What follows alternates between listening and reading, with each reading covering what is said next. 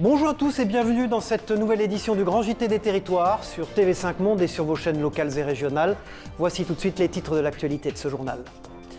Dehors et sans masque, vous en avez peut-être rêvé. Ce sera sûrement bientôt une réalité. Des villes sont déjà revenues sur l'obligation du port du masque. Reportage à suivre à Arcachon avec la chaîne TV7, la chaîne du groupe Sud-Ouest. Lui n'a pas besoin de masque dans l'espace. Thomas Pesquet, en mission dans la Station spatiale internationale, a pris le temps de répondre à des élèves cette semaine. Un échange suivi par nos confrères de la Dépêche du Midi. Elle redonne de l'espoir et un avenir à de nombreux jeunes. L'école de la deuxième chance, c'est comme cela qu'elle s'appelle, forme au métier de la mer en Martinique. Une plongée grâce à la rédaction de Via ATV sur place. Nous vous raconterons également l'aventure d'un Vosgien qui vient de boucler un Tour de France à vélo de 4000 km. Un vrai tour de force que nous racontera la chaîne Via Vosges. Et puis cette exclusivité due à nos partenaires de la Provence, des images de l'exposition Unzipped qui débutera dans une semaine au Stade Vélodrome. Une exposition pour les fans des Rolling Stones en fin de journal. Est-ce la fin d'une époque ? Au moins en extérieur, le port du masque pourrait ne plus être obligatoire dans la rue dès cet été. Une bonne nouvelle avec l'arrivée des chaleurs estivales. À Arcachon, dans le sud-ouest, le maire de la ville, Yves Foulon, a déjà levé l'interdiction depuis le 19 mai dernier.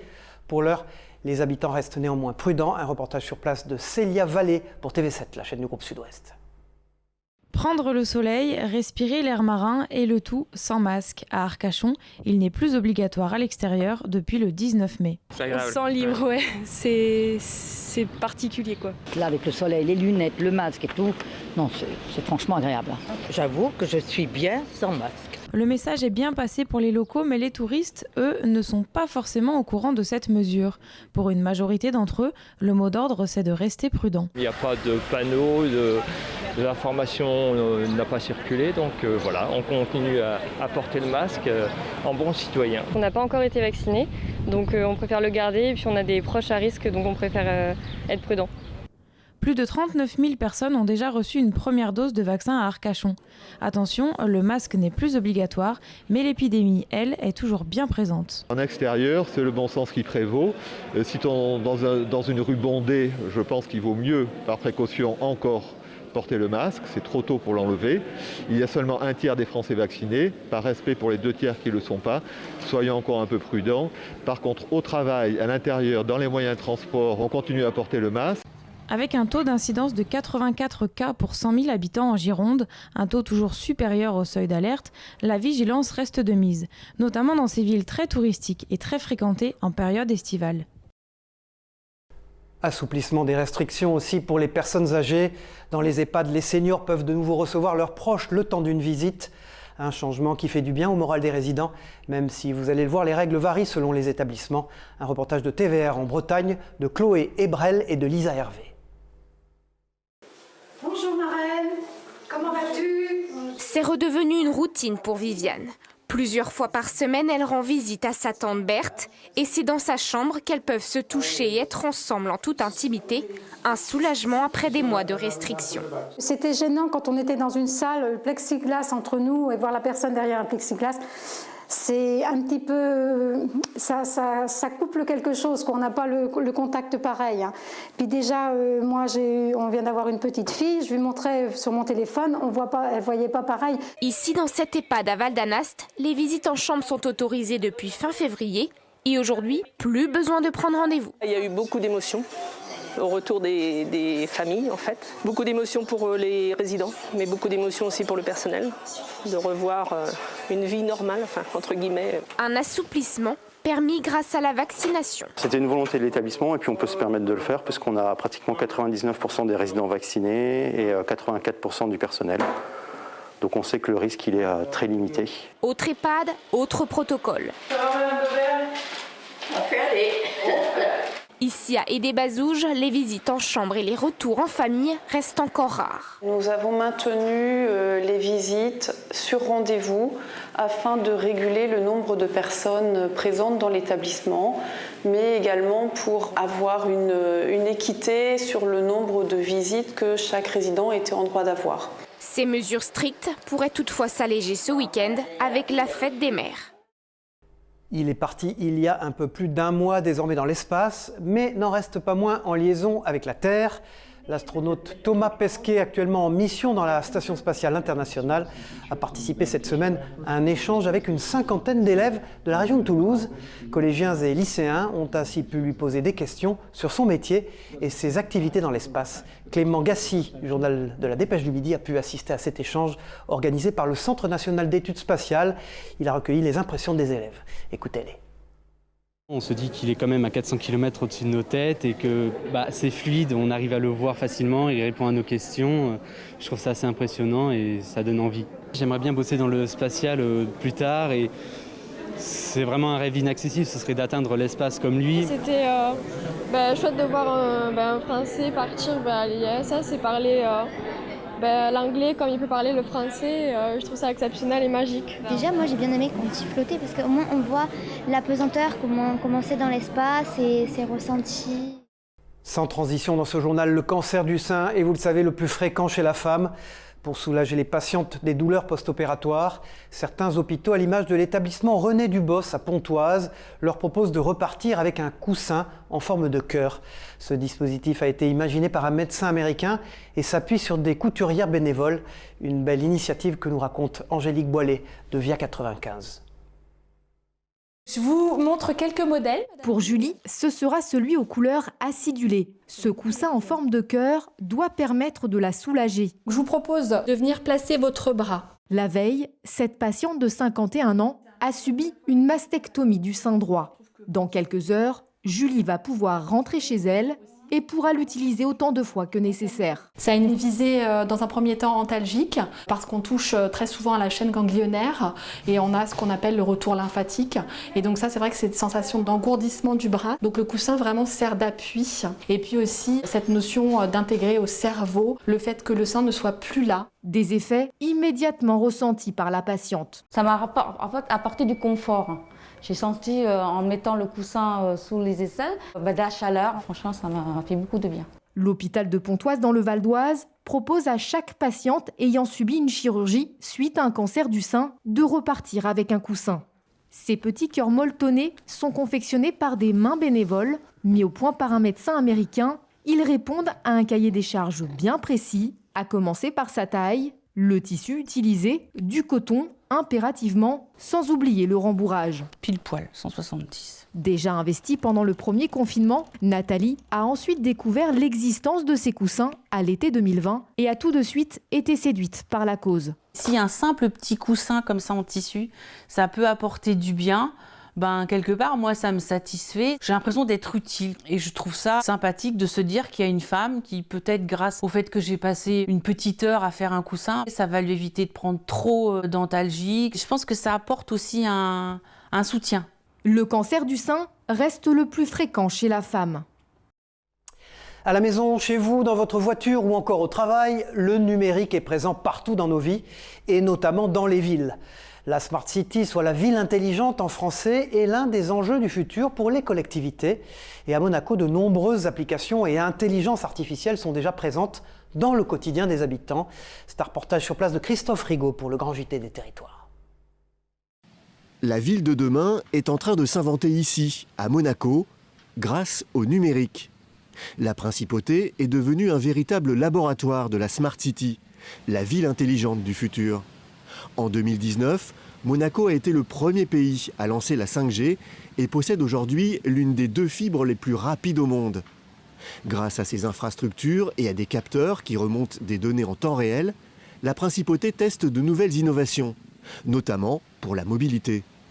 Aujourd'hui, les bus à Monaco, lorsqu'ils arrivent devant un feu, ont automatiquement le feu vert pour favoriser la mobilité et les transports en commun et l'environnement. C'est fait par des capteurs, c'est fait par de l'analyse qui permet justement d'avoir une ville intelligente, c'est-à-dire une ville qui décide d'options favorables à la population et à l'environnement.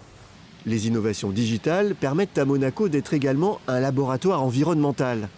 L'application Coach Carbone, lancée par la Principauté, aide les habitants à changer leur comportement pour réduire leur empreinte carbone. Le numérique permet quelque part d'activer ces bonnes volontés, d'activer ces gestes responsables, d'activer cette vision pour permettre de bien se comporter. Depuis 3 ans, une autre application permet à la principauté d'augmenter le taux de recyclage du verre. Grâce à l'application Clink, on peut remporter des points en déposant ses bouteilles de verre dans ses bornes. Des points échangeables contre des bons d'achat chez les commerçants locaux. Le tri sélectif devient ludique et l'impact sur l'environnement bien réel. Notre application permet d'augmenter d'environ 20% le tri sélectif. Donc si on se met à l'échelle de par exemple 100 conteneurs équipés, pour le verre, ça va représenter pour la collectivité 300 tonnes de verre supplémentaires qui vont être récoltés et donc des économies de CO2 qui vont pouvoir être générées. Une solution où tout le monde s'y retrouve. C'est un système gagnant-gagnant à la fois pour les citoyens, pour les commerçants, mais aussi pour la collectivité, puisque les collectivités vont pouvoir optimiser la gestion de leurs déchets grâce à notre solution, puisqu'elles vont recevoir de la data en temps réel, que ce soit sur le niveau de remplissage des conteneurs ou encore sur la qualité du gisement qui est collecté. Un dispositif qui a séduit la principauté, de nouvelles bornes vont être prochainement équipées pour booster le tri sélectif sur le territoire monégasque. L'économie dans nos régions maintenant, comme chaque semaine, avec vous Michel Picot. Bonjour Michel, nous partons cette semaine dans le Nord, à Lille plus précisément, pour découvrir Zephyr, une start-up qui s'est lancée dans la vente immobilière éclair, un procédé très utilisé aux États-Unis et qui se développe de plus en plus chez nous depuis évidemment la pandémie. 7 jours suffisent pour vendre son bien, n'est-ce pas Michel ? Bonjour Cyril, bonjour à tous. Jamais autant de Français, des citadins notamment, ont fait le choix de quitter leur ville pour s'installer ailleurs, dans une ville moyenne ou directement à la campagne. Un phénomène qui n'est pas prêt de s'arrêter, vous diront les professionnels de l'immobilier, reste une difficulté de taille. Vendre son bien, c'est ce qui a donné l'idée à l'entreprise lilloise Zephyr de développer la vente immobilière instantanée, déjà très utilisée aux États-Unis. Vous voulez déménager et vendre au plus vite votre maison, votre appartement. Zephyr propose donc de vous acheter au prix du marché votre bien immobilier en 7 jours seulement. Une fois le bien racheté, c'est à Zephyr de le revendre ensuite. Depuis la création de cette start-up, elle a acheté et revendu déjà 15 biens. Les biens achetés par Zephyr ne dépassent pas les 750 000 € pour l'heure.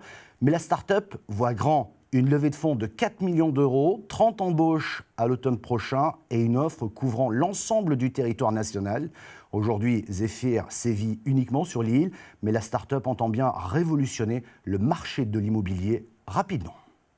Merci Michel Picot, on se retrouve dans une prochaine édition de ce journal. L'actualité des territoires, il en est également question avec ces 2 éditions spéciales sur les villes de Nantes et de Montpellier, de l'hebdomadaire Le Point.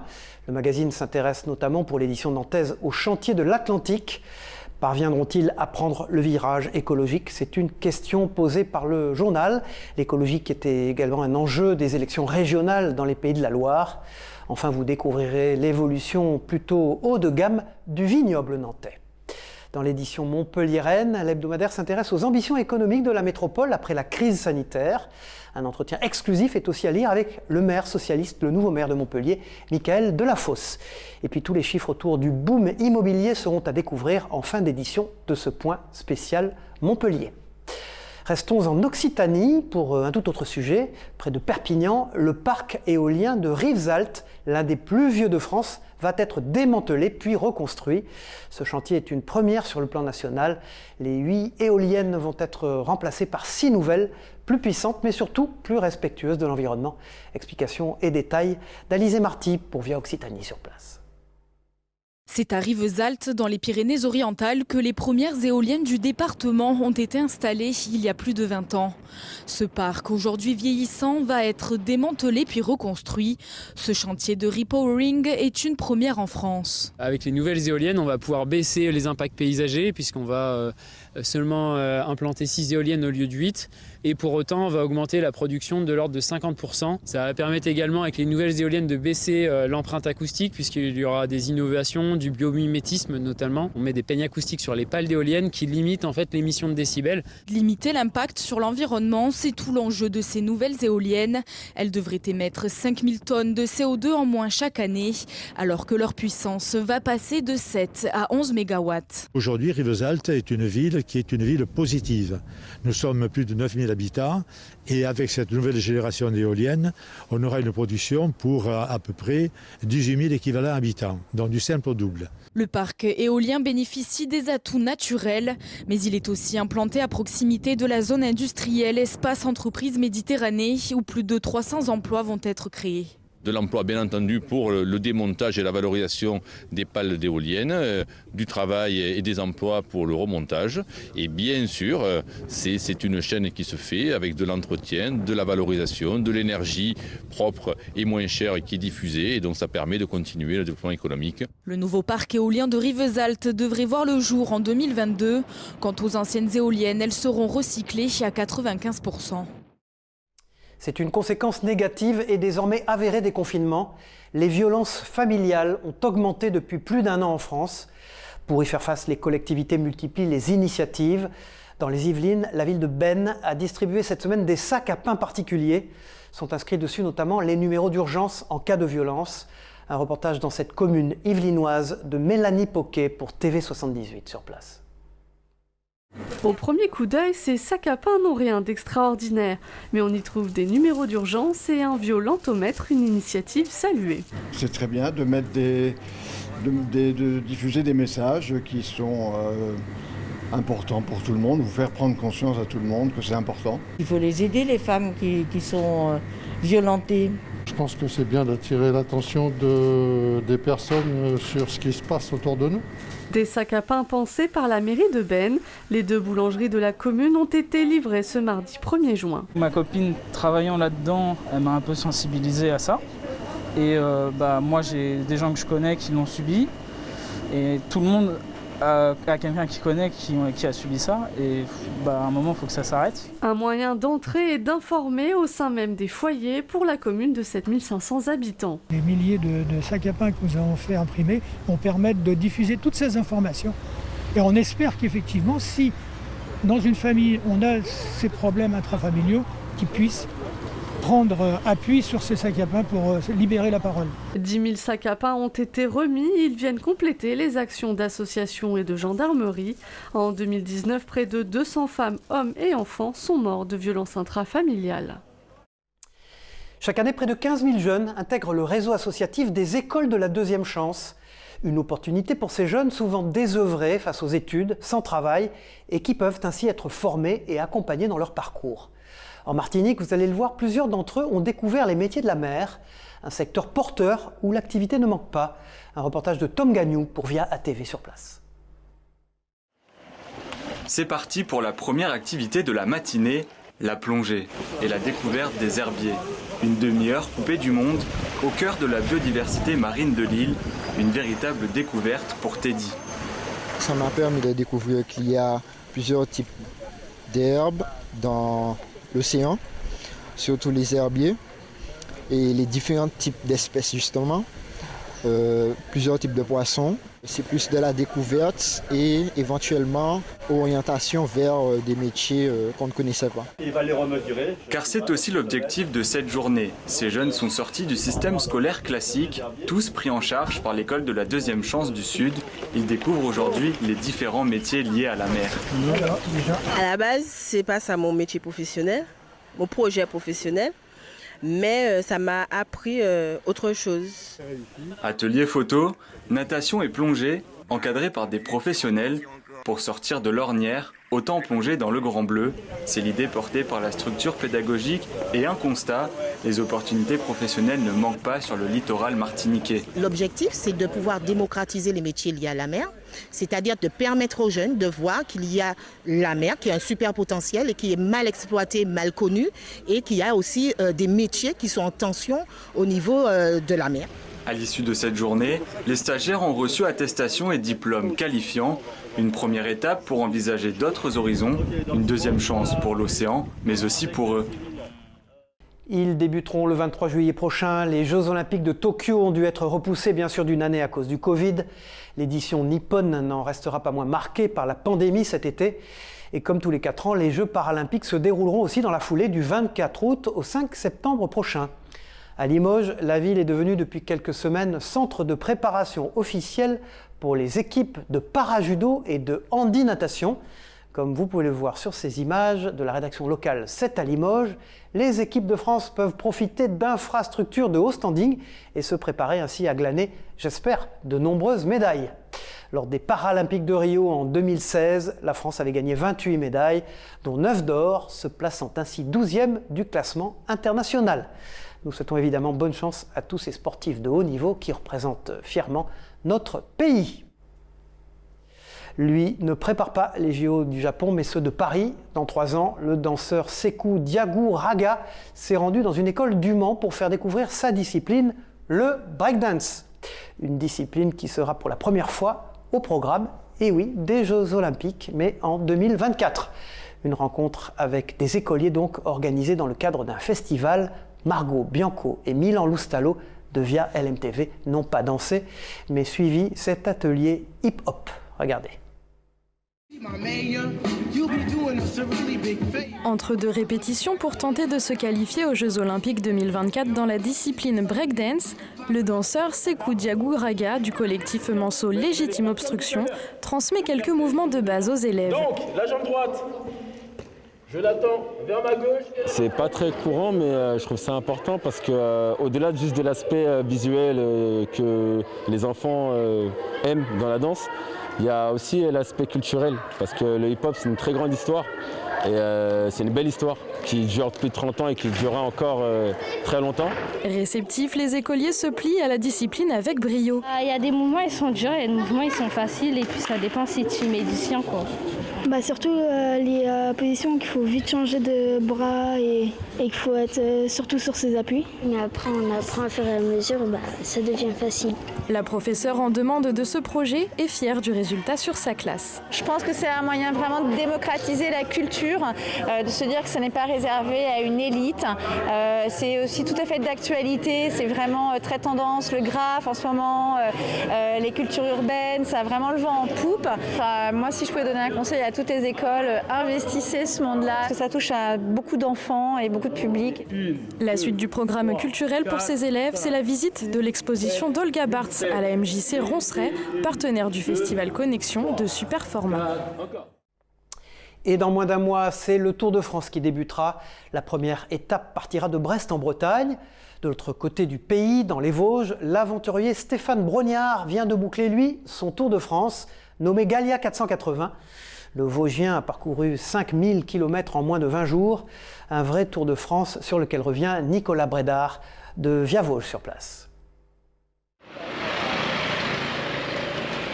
Le 3 mai dernier, il s'est lancé de Paris pour réaliser son Tour de France à vélo, Gallia 480, la Gaule en moins de 20 jours. Nouveau défi de l'ultra-trailer et désormais aventurier vosgien Stéphane Brognard, auteur, on le rappelle, de la traversée de l'océan Atlantique à la rame en solitaire l'an passé. Au programme cette fois-ci, près de 5000 km et 44 000 mètres de dénivelé positif sur les routes et chemins de l'Hexagone. Là encore, il aura dû composer avec une météo capricieuse, vent, pluie, grêle, c'est le jeu, mais a toujours pu compter aussi sur le soutien de nombreuses personnes sur son passage grâce à un appel lancé sur les réseaux sociaux pour l'héberger, faire un bout de chemin avec lui ou simplement l'encourager. Quelques ennuis mécaniques forcément, notamment ces derniers jours sur les routes du Nord. Ici, la Trouée d'Arambert, mythique section pavée du Paris-Roubaix. Le gaillard n'a pas ménagé sa monture ni son corps, mais n'a pas connu de blessures, sinon l'usure physique et psychologique. Mais pas de quoi enrayer la bonne marche de Stéphane Brognard, de retour dans les Vosges samedi matin, ici du côté du col de la Chlourte, bien accompagné sur les dernières dizaines de kilomètres et chaleureusement accueilli comme il se doit chez lui à Rochesson, après avoir rempli son défi en un peu moins de 479 heures.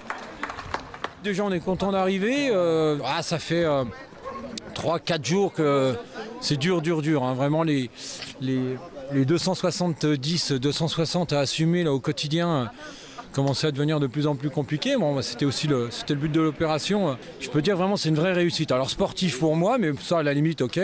Mais après, ce qui était aussi le but de Gallia, c'était cette rencontre de la France à vélo, de la France qui va vers l'autre, qui vit ensemble et tout ça, vraiment une belle réussite. De l'exotisme, il y en aura en 2022 puisque Stéphane Brognard prévoit de traverser l'Algérie à pied en solitaire le long du méridien de Greenwich depuis la frontière avec le Mali jusqu'à Oran, 2000 km dont 1600 à travers le Sahara.